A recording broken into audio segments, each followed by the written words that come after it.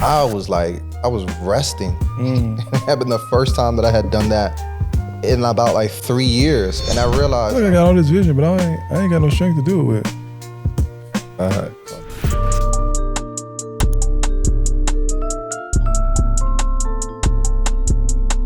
But I feel like we was kind of talking, and something that kind of hit me this season, bro, really hard, honestly, was burnout.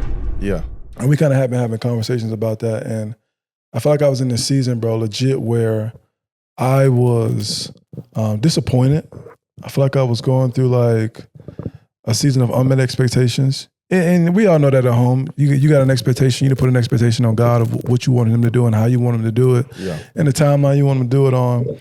And I felt like in that season, man, I was struggling so hard with what I felt like God was supposed to do and what he should have did. And I feel like in that, the way that I was coping was I was working. I feel like in some weird way, man, like staying busy or working what was helping me kind of push through that season. Okay. And what that really was kind of leading to, man, I felt like was like this level of just like weariness, bro. Yeah. Like I was tired. Yeah. Like just blown. And I remember kind of at the end of the year getting all this vision from God just about what he wants to do and, you know, where he wants to take us and all these other things. But then kind of getting to the table of just like, I feel like I got all this vision, but I ain't got no strength to do it with. I feel like I got all of this, you know, like all this revelation and I ain't got not an ounce of, you know, to really get to it with, man. And I feel like for a lot of ministry leaders, maybe a lot of men, even women, maybe similarly going through a struggle of just burnout and trying to kind of get back on track. So just like in your life, man, in the seasons that you've dealt with it, what's that been like? Yeah, man. I think it's shown up. Like I remember like my first time going on like I was working, and then I finally went on vacation for my honeymoon. Yeah. And I was resting. It had been the first time that I had done that in about like 3 years. And I realized I was like, oh, I can't come back to this place again because like I realized how much I needed rest. Yeah. And so, man, I think kind of trying to navigate some of those seasons of burnout, man, is prioritizing rest. And we've talked and it looks different in different seasons. But I think ultimately like the rest takes away from my ability to perform. And so I say that as far as like, you know, I think a lot of times like when we're performing or we're working or we're striving towards something, like we think that it's going to be our effort that gets the results. It's going to be our effort that produces the fruit.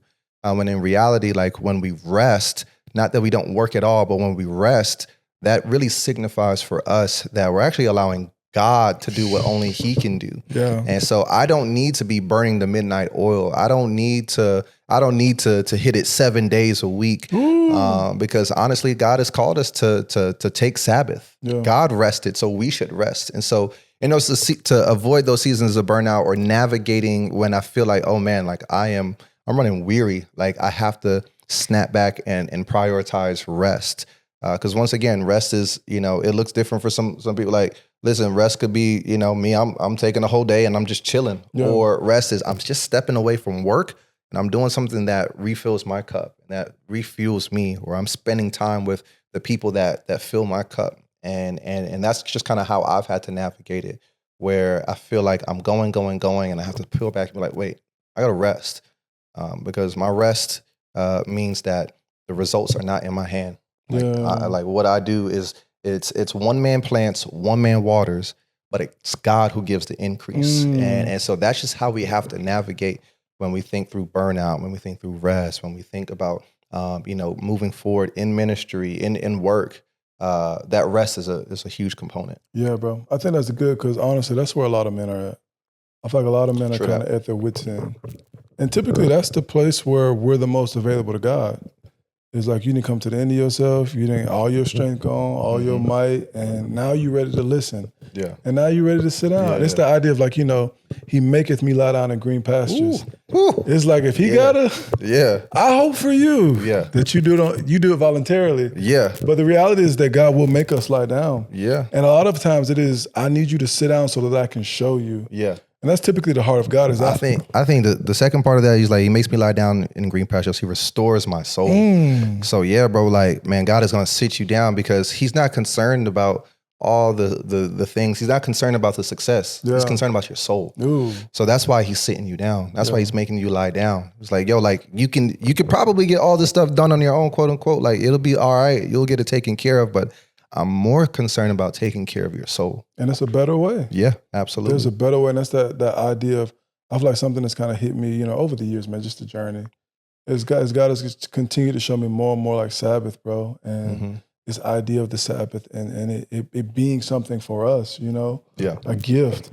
And rest being that gift that we get to work from, not work for. Yep. And the reality is that many of us, man, we live in that doctrine of, okay, I got to go get it.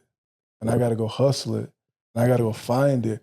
And I'm talking about people who have been saved for a year and people who have been saved for 15 years.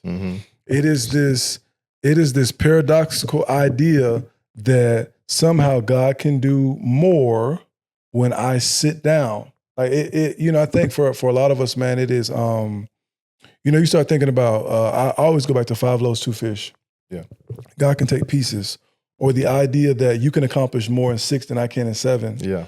And it's just this deep, abiding trust in God and whatever this new way of life is, this way that I've been reborn into a rebirth. And what is that? Like, it is this idea that with God and in God, he can do so much more through us when we trust him.